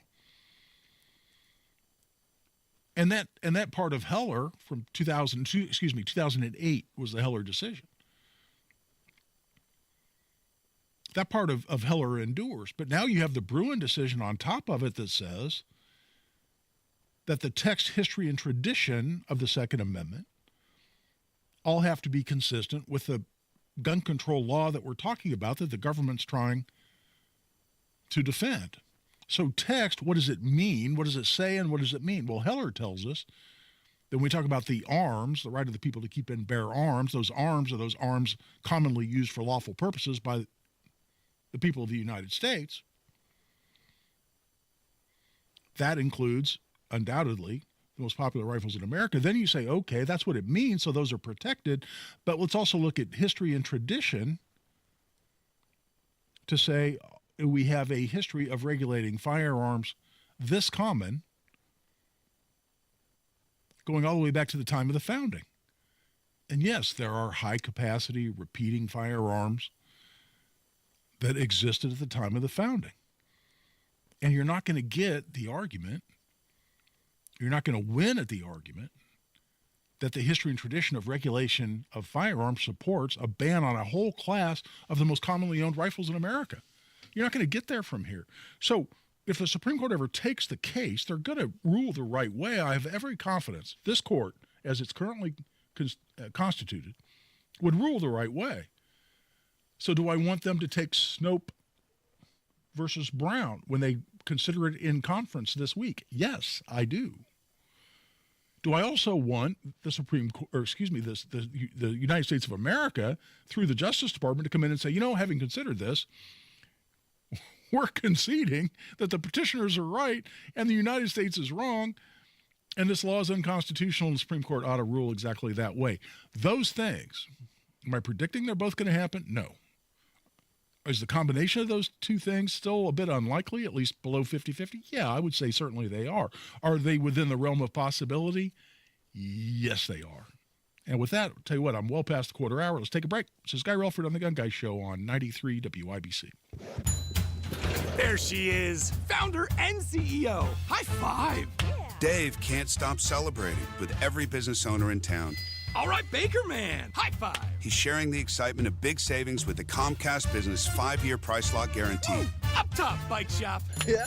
It's 5 years of gig speed internet. Quick, high five. 5 years of advanced security. 5 years. And 5 years of a great rate that won't change. Yeah, law partners. Chamberlain, Messethorpe, Dubois. All from the company with 99.9% network reliability. Switch today and get the 5-year price lock guarantee. 5 years. It's back, but only for a limited time. Woo! Powering 5 years of savings, powering possibilities. Comcast Business. Can't forget you, voiceover guy. Ah, thanks, Dave. High five. Ends 3/9/25. Guaranteed rate applies to monthly service charge for new customers on qualifying internet bundle, excluding taxes and fees. Other restrictions apply. Guy Relford for the law offices of Guy Relford. You know, I mentioned earlier in the show expungements. That's a way of restoring your rights if you've got something on your record that currently is prohibiting you from exercising your rights under the Second Amendment. Not all, but a lot of convictions can be expunged, and the expungement of most convictions then restores your Second Amendment rights. If that applies to you or someone in your family, you'd like a consultation on those issues, just contact us through the website. It's relfordlaw.com, relfordlaw.com. We'd love to talk to you about the possibility of restoring your Second Amendment rights, something we do a lot of and enjoy doing. So contact us through the website. It's relfordlaw.com. Are you thinking this year I want to look and feel better and get my hair back? We Grow Hair Indy can help you do just that. I'm Rob, and I got my hair back at We Grow Hair Indy. Here's Darren Andrews, clinic director, to tell you why I chose them. For nearly 20 years, we've helped thousands of clients grow their hair back, and we can help you. We're one of only 2 places in the entire country to offer the ARTIS Robotic FUE and multi-unit hair grafting. I got multi-unit hair grafting. I love the results and cannot believe how much hair I got back. I can't recommend them enough. Call right now, 317-522-2995 for a free evaluation. Great technology, great company, great people, great results. Go to WeGrowHairIndy.com, see my results, and call 317-522-2995. 317-522-2995. Don't you want to say, I got my hair back? At Shane Company, our engagement rings are the perfect blend of design, function, and beauty. Each one a unique work of art. We meticulously craft our bridal jewelry in our jeweler's workshop to the highest standards, expertly setting each diamond by hand, ensuring the structure is perfectly balanced, and sizing everything for the perfect fit. Shane Company offers a free unmatched lifetime warranty because your engagement ring is an heirloom that was made to last. You'll cherish your ring today, tomorrow, and forever. Shane Company, your friend and jeweler. With everything going on, it may be hard to imagine one more thing to worry about. But clothes dryers cause thousands of house fires every year, and dirty ductwork in your home is filling the air you breathe with pollutants and allergens. Should you worry? Not if you contact Safe Dryer and Air Duct Solutions, a locally owned, veteran-operated business offering fast, reliable duct and dryer vent cleaning services, making your home safer and your air healthier. WIBC listeners save 10% off any service. One less thing to worry about. Go to safedads.net. Teachers shape the future. Right now, in a classroom somewhere in the United States, there's a teacher inspiring a future scientist who'll make preventing pandemics their life's work. Sharpening the mind of an aspiring environmentalist who'll help combat climate change. And generating possibilities for a student who'll be the first in their family to graduate college. Explore a career that leaves a legacy you can be proud of. Teach. Learn more and receive free support at teach.org. We're all different. 1 in 5 of us live with a mental illness. Don't filter who you are. Talk to someone you trust. Learn more at bringchangetomind.org. Through their service, veterans have our backs. Now we should have theirs. Learn more at gotyour6.org.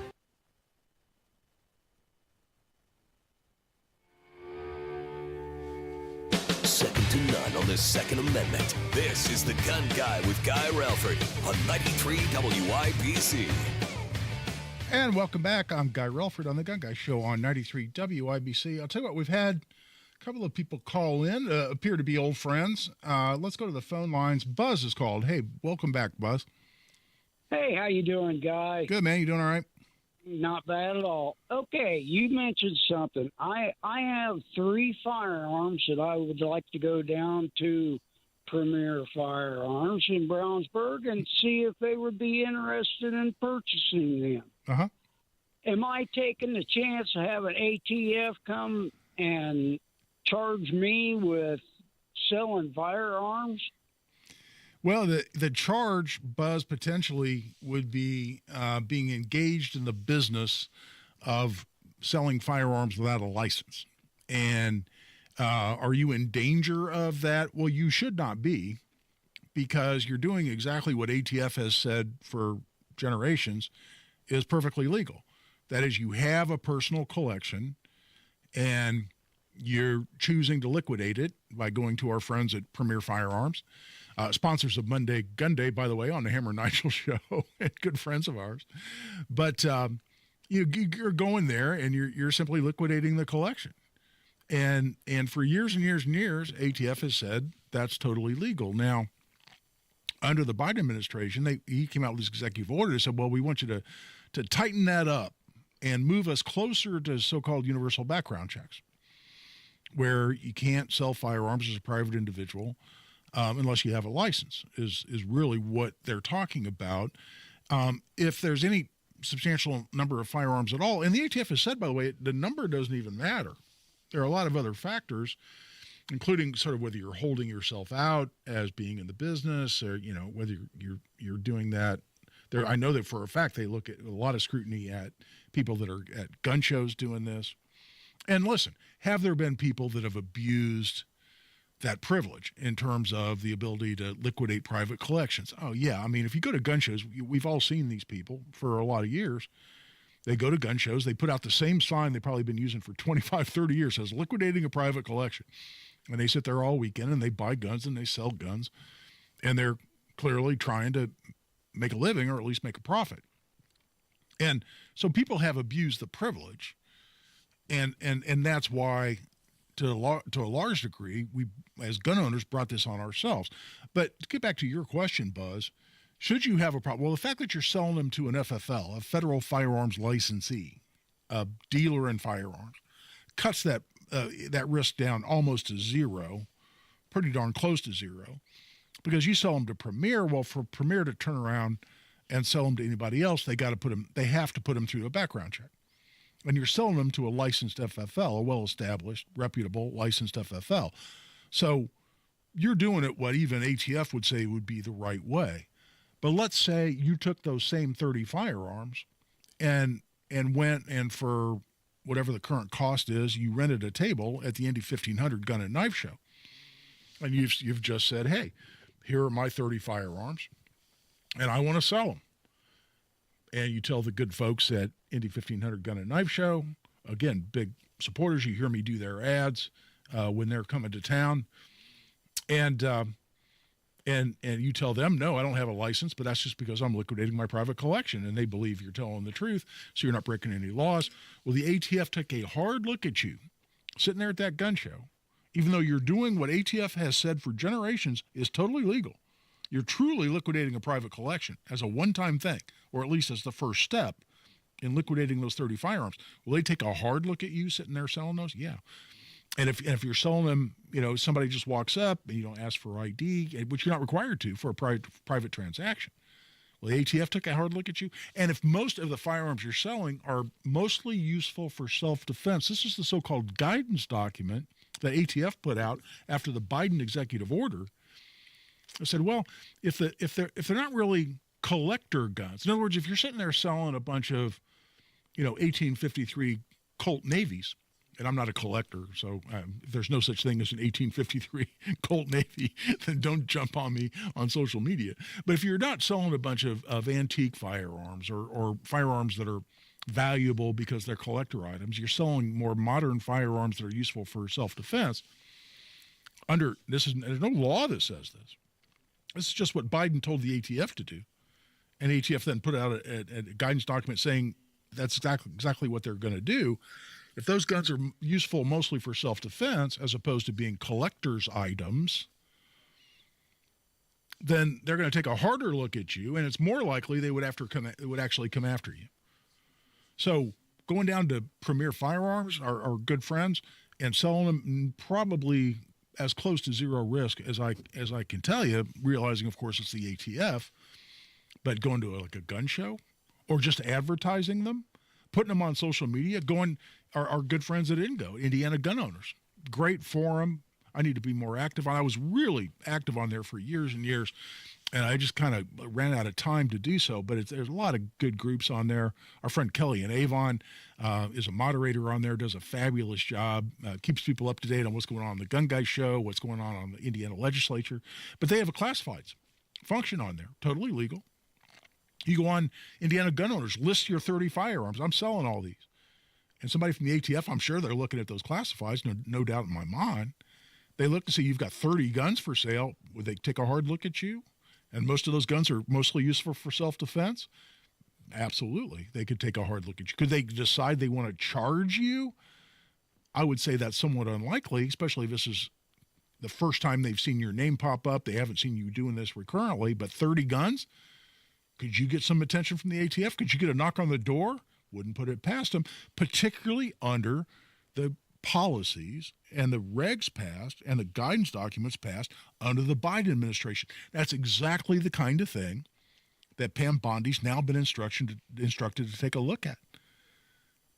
And those are the kinds of things that can absolutely get rescinded under the Trump administration. So good question. Great discussion. Glad you called.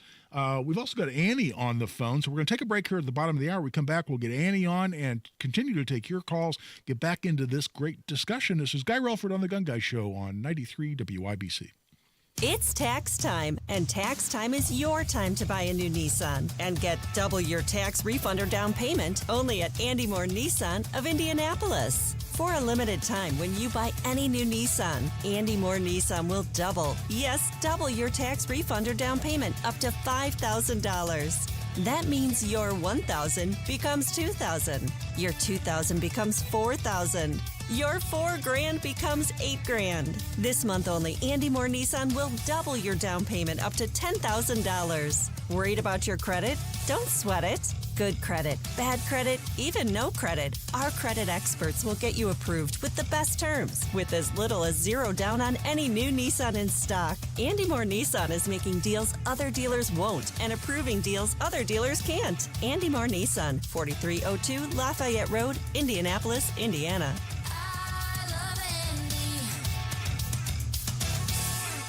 The deals and specials are sizzling hot. It's the Central Indiana Gun and Knife Show next Saturday and Sunday at the Stoutfield National Guard Armory on West Minnesota Street. The best dealers in the region, hundreds of tables, just $6 for adults, kids 12 and under free. Must be 18 or accompanied by an adult. Buy, sell, trade. Next Saturday, 9 a.m. to 5 p.m. and Sunday, 9 a.m. to 3 p.m. at the Stoutfield National Guard Armory. For more info, visit CentralIndianaGunShows.com. During tax season, your info travels lots of places you can't control. W-2 arriving from payroll platform 3. Everything criminals need to steal your identity is on your W-2. Last call for accountant and home office, 1 minute. LifeLock monitors hundreds of millions of data points per second. Tax preparation data centers with service to IRS. All aboard. If your identity is stolen, we'll fix it guaranteed, or your money back. Save up to 40% your first year with promo code NEWS. Visit LifeLock.com. Terms apply. I'm Roger Stern. Secretary of State Marco Rubio will meet with Russian officials this coming week in Saudi Arabia to talk about ending the war with Ukraine. We also know Secretary Rubio spoke today with Russian Foreign Minister Lavrov as a follow-up to President Donald Trump's conversation with Russian President Vladimir Putin. Fox's Dana Marie McNichol. The Justice Department found a prosecutor willing to ask a judge to dismiss corruption charges against New York City Mayor Eric Adams. 7 prosecutors refused, some saying justice is dropping the charges in return for Adams' cooperation on immigration. The AG denies that. DOJ challenges the whole political fallout. U.S. Attorney General Pam Bondi saying the charges against Adams were politically motivated in the first place. America's listening to Fox News.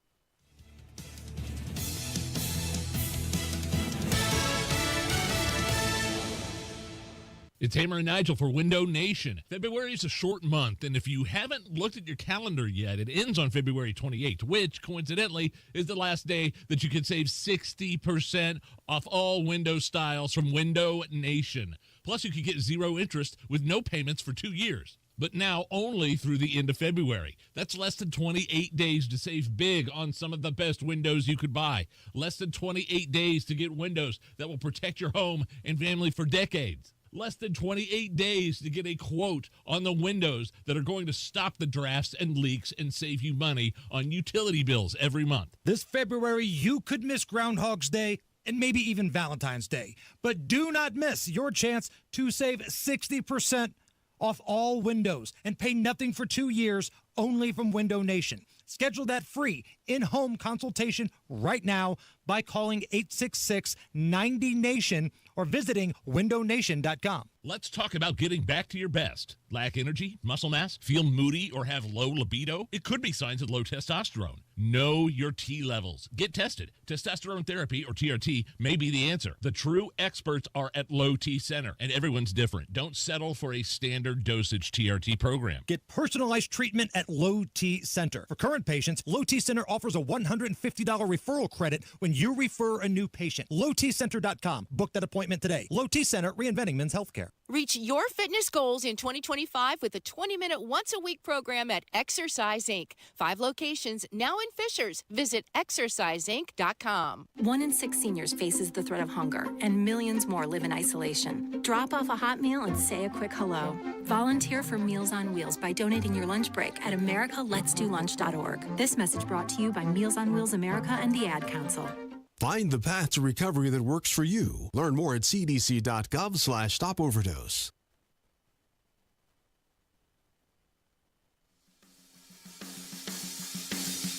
The show about gun rights, gun safety, and responsible gun ownership. This is The Gun Guy with Guy Relford on 93 WIPC. And welcome back. I'm Guy Relford on The Gun Guy Show on 93 WIBC. And as I mentioned, our friend Annie has called in. Annie, welcome back to The Gun Guy Show. Hi, Guy. Normally I sit down and take notes on your show. I wasn't able to do that tonight. But I hate to ask you to do a quick recap for those of us who were not able to pay attention tonight. But I'm praying that I heard wrong and that you could correct me. The lady judge in New York with the hard-to-spell name, did you say... I hope I didn't hear right. Did you quote her as saying the Second Amendment does not apply in this courtroom? This is New York. Yeah, that's what she said, and I've closed out that browser on my computer where I could repeat to you what her name is. It was an unfortunate, or a name that I think I unfortunately mispronounced. But yeah, a judge in New York, state court and judge. And actually interrupted the defense attorney and said, you need to stop referring to the Second Amendment in your opening statement because this is New York. The Second Amendment doesn't exist here. Now, and just to be a little paranoid and make sure I'm being totally fair, what she may have been saying, and I have no indication this is true, and Lord knows she got lambasted on social media and in the media generally for saying what she said. It may be that she was saying that we're in state court, and so the arguments you need to be making or need to be whether this is consistent with a New York Constitution and consistent with New York law. And I don't want to hear about arguments about how it's unconstitutional under the Second Amendment, which is federal. That makes no sense, though. And again, I'm not a New York lawyer, and I'm probably bending over backwards to try to cut her a break that she doesn't deserve. But that makes no sense because under the 14th Amendment, the Second Amendment applies to the states. That's been abundantly clear since the McDonald case in 2010, McDonald versus Chicago. So the Second Amendment does apply to the states, and if state law, including the state law this gentleman was being prosecuted under in that courtroom in New York, violates the Second Amendment, that's a perfectly appropriate argument for a lawyer to make in that courtroom. And so there's some possibility she was just dramatically wrong on the law, but I think it's more likely that what she was really saying is that I just don't want to hear anything about the Second Amendment because in my courtroom here in New York, we simply don't honor Second Amendment rights. And that's, and I'm sure this is your point, Annie, and I'll bring you back in, that's got to be about as repugnant as anything I can imagine a judge saying. Oh my God, it has come to this, has it? Yeah, right. Yeah, exactly. Well, in New York anyway. But hey, that's also why, the Supreme Court is the supreme law of the land, and the Supreme Court can rule on the constitutionality of state laws as well as federal laws. And to the extent that the federal government gets involved in some of those things, sometimes just as what they call amici or friends of the court for litigation purposes, we could see under this order from President Trump, you could see the federal government through Pam Bondi's Justice Department weighing in, saying we agree with the argument that some of these laws were unconstitutional, including the laws, the New York laws that gentleman was being prosecuted under just for doing what the ATF has said for years is totally legal, which is to do your own gunsmithing, build your own guns for your own personal use only. That's a big restriction. I mean, you want to do gunsmithing, you want to work on other people's guns, you want to take their guns in, keep them overnight, work on their guns, you want to charge them money for that. Now you're gunsmithing, now you're taking possession of firearms. Okay, you need a license for that. But you want to work on your own guns for your personal use only. You want to build your own guns for personal use only.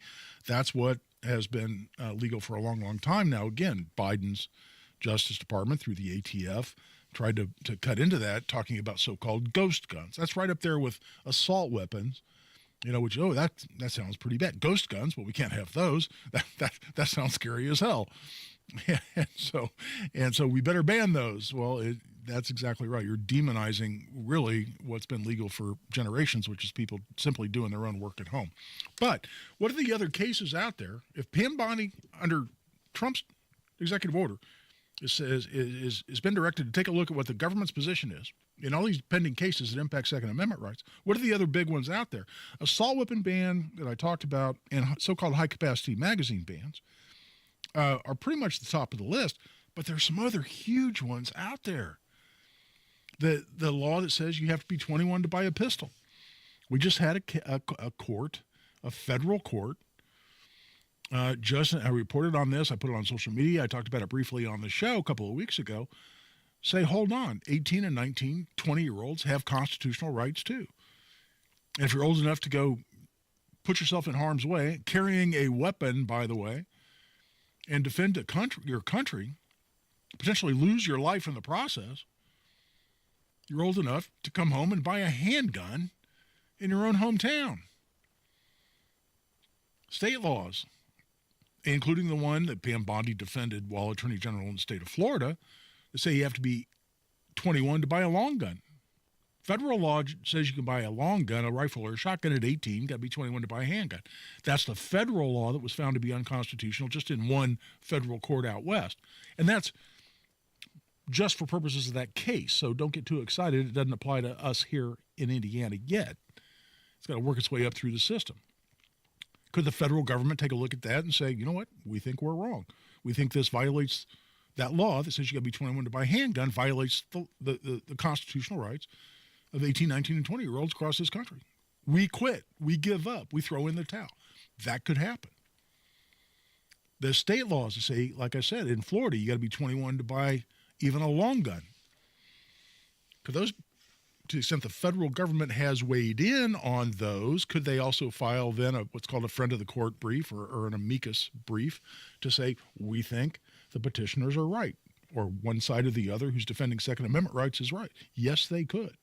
Could that influence state courts? You bet. Other important cases including one, and this would impact a lot of folks that I've defended over the years, people with nonviolent felony convictions. Federal law says if you have any felony conviction, that's a crime punishable by more than 1 year. So it doesn't matter how much time you received, what your sentence actually was. If the maximum sentence for your particular crime is over a year, you could get sentenced to 0 jail time. But if the judge for that particular crime could have sentenced you to over a year because of the maximum penalty for that level of crime, that's a felony, you can't possess a gun. What if it's a completely nonviolent crime? Well, you're still prohibited today under federal law. It could be the most nonviolent crime you can think of. There's a pending case. I want to say it's the Range case, if you want to look it up, where a guy lied on his application to buy food stamps. That's about as nonviolent a crime as you can think of. Another lady, and this was also a case winding its way through the system, wrote a bad check for groceries. If I remember the facts of that case correctly, she was a single mom with hungry kids. Wrote a bad check, got convicted of felony check deception. Again, about as nonviolent a crime as you can get. Illegal for her to possess a firearm. Is that constitutional? And what will the federal government's position likely be going forward? That's how we'll wrap up the show when we come back, as well as take any additional calls that anybody wants to call in with here for this last segment. 317-239-9393. Give us a call, join the discussion, 317-239-9393. 9393. Says Guy Relford on the Gun Guy Show on 93 WIBC. You let him try violin because you love him. And if you love him that much, love him enough to make sure he's buckled up and in the back seat. Find out more at nhtsa.gov/the right seat. Brought to you by the National Highway Traffic Safety Administration and the Ad Council. Guy Relford for Tactical Firearms Training. Our most popular class, Essentials of Indiana Gun Law. We've got just one of those scheduled right now. It's March 15th. Out in Avon at our favorite place to teach out there, which is Parabellum Firearms and Indoor Range. They've got a nice, big, comfortable classroom. It's a nice facility. If you want to stick around after the class, do some shooting, they've got an indoor range, do some shopping. It's a great retail store as well. But it's 4.5 to 5 hours of the most important legal information that you need as an Indiana gun owner. And that's what we teach, the law of self-defense in Indiana, when you can use force, including deadly force, to defend yourself or others, how you can avoid commonly prosecuted crimes like criminal recklessness with a deadly weapon, intimidation with a deadly weapon, and many other crimes involving firearms. That's what we go into, and a whole heck of a lot more. Again, it's 4.5 to 5 hours, $50 for an individual, $95 for couples. We'd love to see you there. I've sold a few even during the show tonight, so I'm thinking we have less than 5 seats left. But you can still sign up as of right now. Go to tactical-firearms.com. Just click on upcoming courses. You can register right online at tactical-firearms.com. Don Fisher here for QC Kinetics. I want to share with you the best thing I've done for my knee pain. I've been hearing commercials about the groundbreaking treatments that QC Kinetics offers for months. Meantime, my chronic knee pain had hit an all-time high threshold. I wanted to stay active and enjoy playing golf again without the pain. So I decided to call and book an appointment. And what I found out was that QC Kinetics is the non-surgical solution. I have no knee pain and feel like I did 10 years ago. And it's all because of the non-invasive therapy from QC Kinetics. Discover the solution to joint pain with no surgery, no drugs, and no downtime. For a free consultation, call 463-282-6886. I'm back to playing golf and enjoying life. Take it from me, this is the best call you can make to relieve your orthopedic pain. For your free consultation, call QC Kinetics today. 463-282-6886. 463-282-6886. We all hear the radio ads about the IRS. They tell you to be afraid, to be scared, and they try to frighten you into calling. I'm not here to do that. Tax Relief Advocates is different. TRA is here to tell you that if you owe money to the IRS, whether it's $5,000, $50,000, or $500,000, we have a solution. It doesn't matter if you're sitting in your car, at work, or with your kids. No matter where you are, call now. 800-575-9379. Don't lose hope. TRA can eliminate or reduce what you owe to the IRS. Generous programs are now available that can give you a fresh start. Our passion is taxes and helping individuals fix their IRS problems. We have over 1,000 5-star reviews on Google and an A+ with the Better Business Bureau. You don't need to be afraid of the IRS any longer. End your tax nightmare today by visiting us online at TRA.com or call 800-575-9379. That's 800-575-9379. Tax Relief Advocates. Real solutions for real people. Lanny went to college and racked up huge debt. A little bit over $100,000. For a degree he couldn't use? Now what? I had a friend that went to my computer career. They even helped him get hired immediately after graduation. One of the things I love about IT is that you can work from anywhere you want. You could become an IT pro in just months, including cybersecurity and the basics of AI with zero experience at mycomputercareer.edu. It worked for me, and I know it can work for you. This is one student's experience. Individual results vary. Hammer and Nigel. The commander-in-chief doesn't have to watch Matlock with pudding smeared on his face. We've got a commander-in-chief that no longer falls up and down the stairs multiple times. I'm excited for that. Hammer and Nigel. Afternoons on 93 WIBC.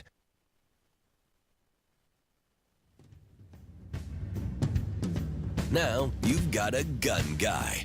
Guy Relford on 93 WIBC. And welcome back for the last segment here of tonight's Gun Guy Show. Thanks for joining us. Thanks if you're on YouTube for watching the show. There's a chat feature on there that tends to get pretty lively during the show, which is, I can't pay too much attention to that while I'm doing live radio, but it's fun to look over there during breaks and see what people are chatting about. But we do appreciate you tuning in.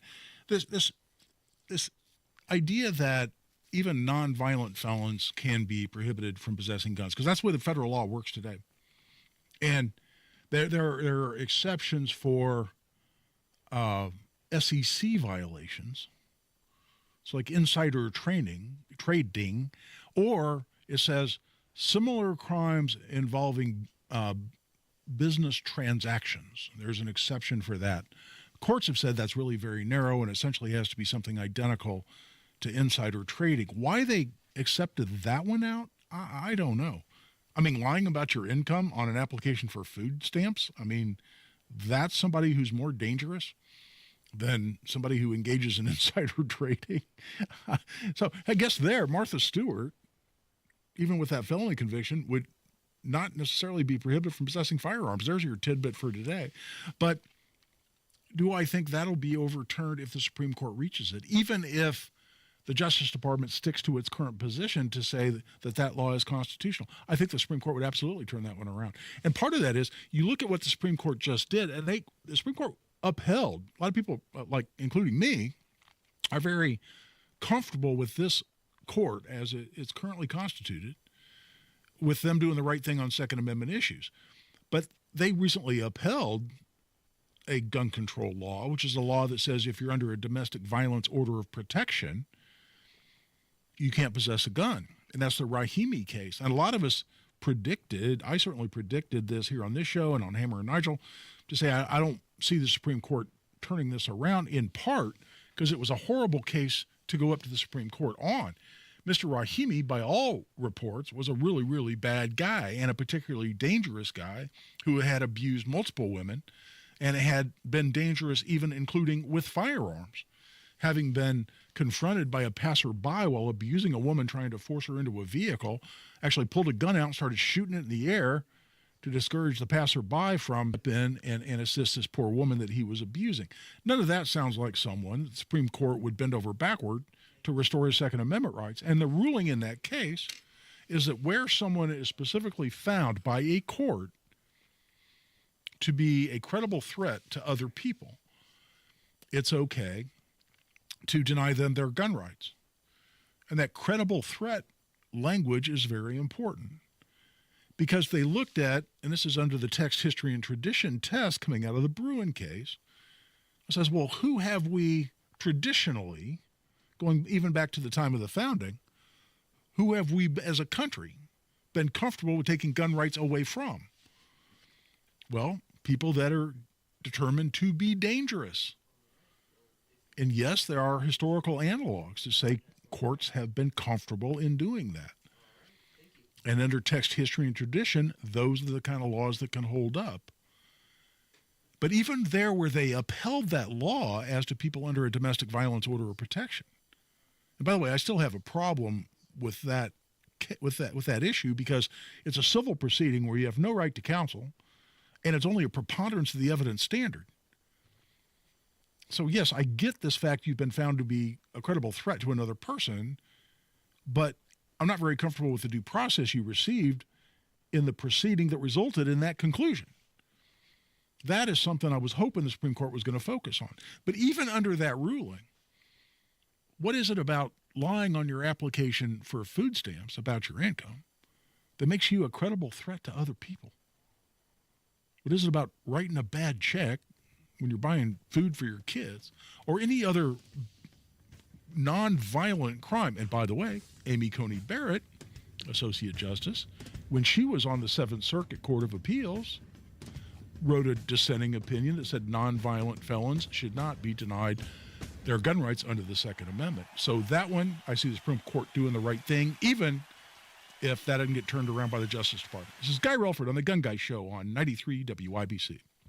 Recent talk about rising interest rates and economic uncertainty may have you wondering if now is the right time to sell your home. Will I get the price I need? Will it take too long? The good news, you don't have to figure this out by yourself. There is a friendly, no-pressure, experienced agent who eats and sleeps Indianapolis real estate. Call my agent, Mark Dietel. Maybe you want a guaranteed, no-hassle home sale, but don't want to give up hard-earned equity to do it. Mark Dietel is the only real estate expert I trust and recommend with the sale of my home. Mark Dietel guarantees your home sold at a mutually agreed-upon price and deadline, or he will buy it. Pick your move date. There are no long-term contracts, and you can cancel at any time. Crystal in Franklin said, I was moving to Kentucky and needed to move fast. I got the Mark Dietel marketing plan and was blown away. The plan worked. I got a full list price offer in the first weekend. Just like that, Mark and his team got it done. Call the local Indianapolis agent I trust and recommend, and the agent who guarantees your home sold or he'll buy it. Call Mark Dietel at 317-755-4232 for all the details, or go online to markdietel.com. That's Mark Dietel, D-I-E-T-E-L, markdietel.com. Xfinity here. How can we help? Hi. My daughter invited her entire class to her birthday party. Can my Wi-Fi handle it? Oh, well, at Xfinity, our latest gateways have tri-band Wi-Fi technology, letting you connect hundreds of devices at once. No way. So if all the kids are watching stuff on their phones, well, their parents are sharing videos online. Yep, go ahead and watch videos. They can all do their thing and party their way. No problem.